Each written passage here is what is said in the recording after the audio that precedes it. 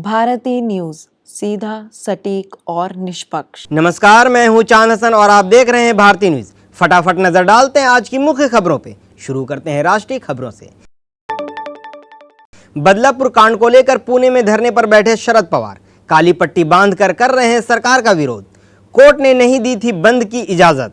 महाराष्ट्र में राष्ट्रवादी कांग्रेस पार्टी यानी शरद पवार की कांग्रेस और शिवसेना यूबीटी ने बदलापुर के स्कूल में बच्चियों के साथ हुए यौन उत्पीड़न के मामले में सरकार के खिलाफ मोर्चा खोल दिया है। इसे लेकर महाविकास आघाड़ी ने आज महाराष्ट्र बंद बुलाया था। हालांकि बॉम्बे हाईकोर्ट ने इस पर रोक लगा दी। बॉम्बे हाईकोर्ट ने शुक्रवार को राजनीतिक दलों को 24 अगस्त या आगे की किसी भी तारीख पर प्रस्तावित महाराष्ट्र बंद का आह्वान करने से रोक लगा दिया है।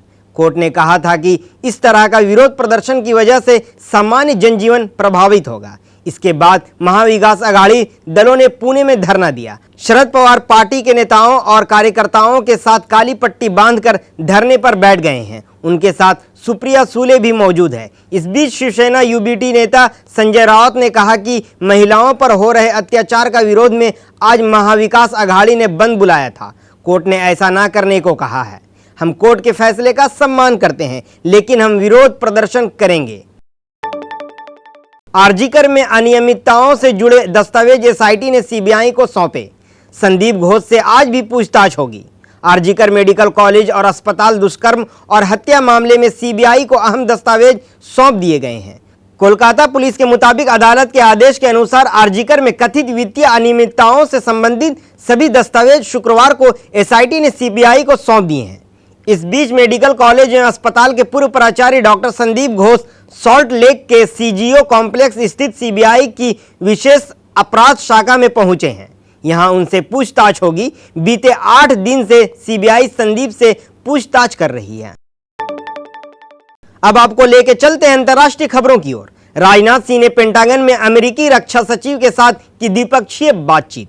रक्षा मंत्री राजनाथ सिंह ने अमेरिकी यात्रा के दूसरे दिन वाशिंगटन डीसी के पेंटागन में अमेरिकी रक्षा सचिव लॉयड ऑस्टिन के साथ द्विपक्षीय बैठक की। उन्होंने द्विपक्षीय रक्षा सहयोग, औद्योगिक सहयोग, क्षेत्रीय सुरक्षा और अंतर्राष्ट्रीय मुद्दों पर व्यापक चर्चा की। उन्होंने भारत अमेरिका रक्षा औद्योगिक सहयोग रोड मैप पर भी प्रकाश डाला। साथ ही दोनों मंत्रियों ने भारत और अमेरिका के बीच आपूर्ति सुरक्षा समझौता यानी SOSA होने पर खुशी जताई। राजनाथ सिंह की यात्रा के पहले दिन वाशिंगटन डीसी में हुए SOSA समझौते के बारे में कहा गया था कि यह दोनों देशों के रक्षा औद्योगिक इकाइयों को एक साथ काम करने के लिए प्रोत्साहित करेगा। उन्होंने संपर्क अधिकारियों की तैनाती के संबंध में भारत और अमेरिका के बीच समझौता ज्ञापन पर हस्ताक्षर का भी स्वागत किया।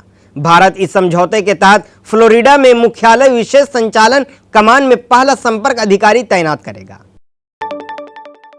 नेपाल बस एक्सीडेंट दुर्घटना में मारे गए 27 भारतीयों के शवों का हो रहा है पोस्टमार्टम। विशेष विमान से लाए जाएंगे भारत।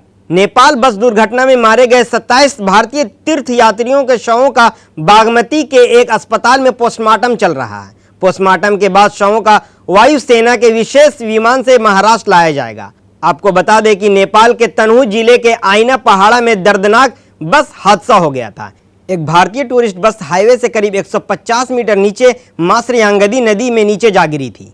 बस में ड्राइवर और कंडक्टर समेत कुल 43 लोग सवार थे। टूरिस्ट बस पोखरा के रिसोर्ट से काठमांडू की ओर जा रही थी। इस हादसे को लेकर महाराष्ट्र सरकार में मंत्री गिरीश महाजन ने कहा कि नेपाल यात्रा पर गए सभी लोग महाराष्ट्र के भुसावल के धरनगांव इलाके के रहने वाले थे। वे पर्यटक के उद्देश्य से नेपाल गए थे। सभी लोग गोरखपुर से बसों के जरिए रवाना हुए थे।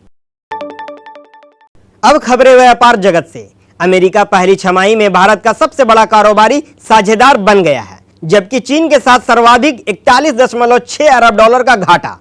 Global trade research initiative GTRI की रिपोर्ट के मुताबिक भारत और अमेरिका के बीच जनवरी-जून में कारोबार सालाना आधार पर 5.3% बढ़कर 62.5 अरब डॉलर पहुंच गया। भारत ने अमेरिका को सबसे ज्यादा 41.6 अरब डॉलर का निर्यात किया। अमेरिका चालू कैलेंडर वर्ष में 2024 की पहली छमाही जनवरी-जून में भारत का सबसे बड़ा कारोबारी साझेदार बनकर उभरा है। इस अवधि में चीन के साथ व्यापार घाटा बढ़कर रिकॉर्ड 41.6 अरब डॉलर पहुंच गया। अनिल अंबानी 5 साल के लिए सिक्योरिटीज मार्केट से बैन किए गए। 25 करोड़ का तगड़ा जुर्माना भी लगा। भारी कर्ज में डूबे उद्योगपति अनिल अंबानी की मुश्किलें और बढ़ गई हैं। मार्केट रेगुलेटर सेबी ने अनिल अंबानी को 5 साल के लिए सिक्योरिटीज मार्केट से बैन कर दिया है। साथ ही उनकी कंपनी रिलायंस होम फाइनेंस के पूर्व प्रमुख अधिकारियों समेत 24 अन्य को भी बैन किया गया है। अनिल अंबानी अपनी company Reliance home finance limited से धन की हेराफेरी को लेकर चर्चा में है। कंपनी ने वित्तीय वर्ष 2017-18 के दौरान 3,742 करोड़ रुपए का कर्ज दिखाया। अगले ही वित्त वर्ष यानी 2018-19 में यह बढ़कर 8,670 करोड़ रुपए हो गया। सेबी के मुताबिक अब भी इस कंपनी से 6,930 करोड़ रुपए लेने हैं।